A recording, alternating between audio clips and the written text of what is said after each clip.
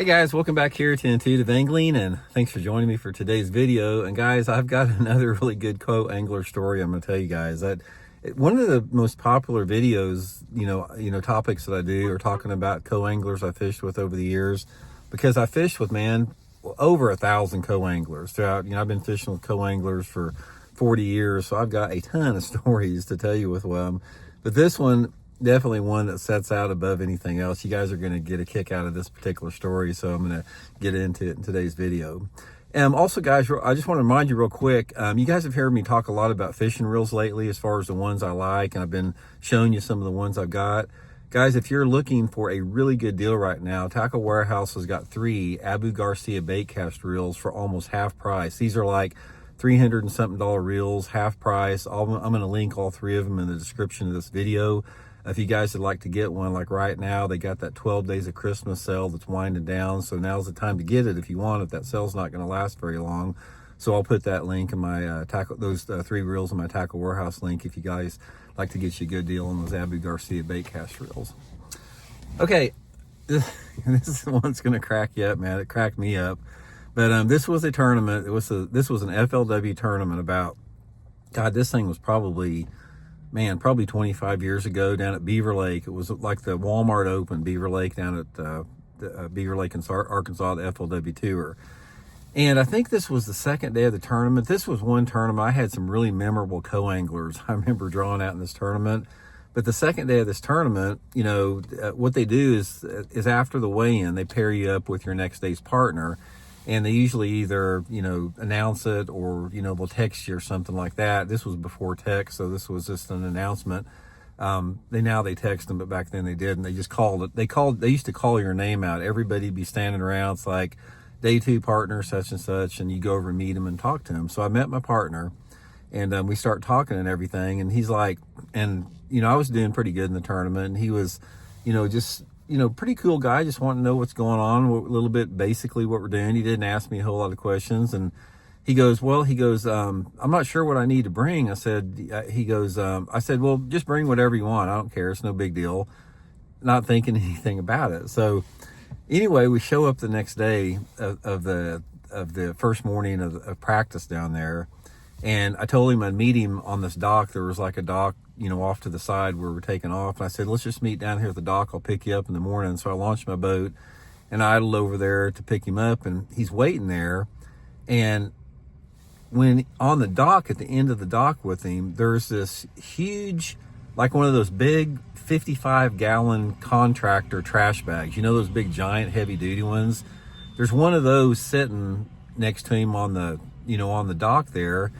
And it looks like a it looks like I'm trying to think how I can describe how big it was. About 3 by 4. It was like this giant bag sitting there. It looked like a coffee table or something.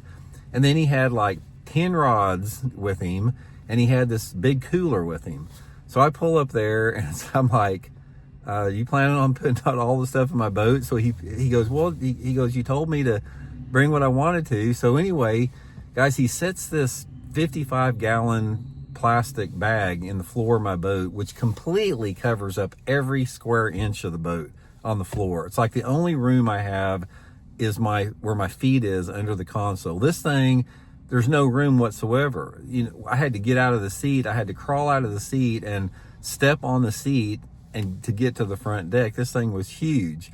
So I'm like, God dang, it's like I couldn't tell the guy. It was like we were ready to take off. There wasn't time for him to take the stuff back. I told him bring what he wants, but I didn't think he'd take it to this extreme. So he had this thing packed. I mean, it was like, like your grandma's cedar chest or something like that. It was like that. The thing probably weighed 100, 200 pounds. It was huge. Plus he had this cooler, this not like a little bitty cooler, but it was this cooler that was probably, I don't know, 20 inches long or something like that, and all his rods. So I got no idea where this dude's even going to set at. He's got 10 rods in this cooler and everything over there. We had to put the cooler on the back deck over there, and he's holding on to it while we're running. So anyway, get fishing and everything. We, get out there and start fishing. We've been fishing for probably a couple hours or something like that. And he goes, and I think I told the story, this one about 4 years ago when I first started my channel. See, old timers may remember this, but most people won't. But we were fishing about 2 hours into the day, and he goes, well, what time are we going to pull over for lunch? And I just sort of laughed a little bit. I go, what are you talking about? He goes, well, it's getting to be about 11 o'clock. When are we going to stop for lunch? And I thought he was joking. It's like, well, we're not stopping for lunch. We're just fishing. I said, I may grab me an apple or crackers when I'm idling to the next spot, but we're not stopping for lunch. And he goes, you mean you're going to fish all day long and you don't take a lunch break or anything? You're not going to stop to eat lunch? I said, no. I said, I never do. He goes, man, I brought my whole lunch with me. He goes, I got to eat, So fished about 30 minutes later, and I said, well, whatever, just, if you want to take time and eat, do it. So pull up to this bluff bank, and I'm fishing real slow. I'm working this just finesse jig down this bluff bank, not paying much attention. I've been fishing for probably 5 or 10 minutes, and he's not making much noise, much sound back there. And I look back there, and he has got this freaking spread everywhere on the back deck. He's got like this, like a towel, like a tablecloth or something laid out all over the back deck. And he's got like 5 or 6 different type of food in Tupperware. He's got like some coleslaw or baked beans or something like that. Then he's got a tub that's got some, I think it was fried chicken he had in there. And then he had a tub that had some pudding in there. And then he had a tub he had like 5 or 6 of these tubs all spread out all over the tablecloth on the back deck. And he's just back there, sitting on, like Indian style. And he's got this lunch spread laying out on the back deck. And I'm like, I have never seen anybody do that ever. He wasn't in it. He was just out there having a good time. And I didn't mind because, when the more he was eating, that's the less he'd be fishing and possibly catch a fish I could catch.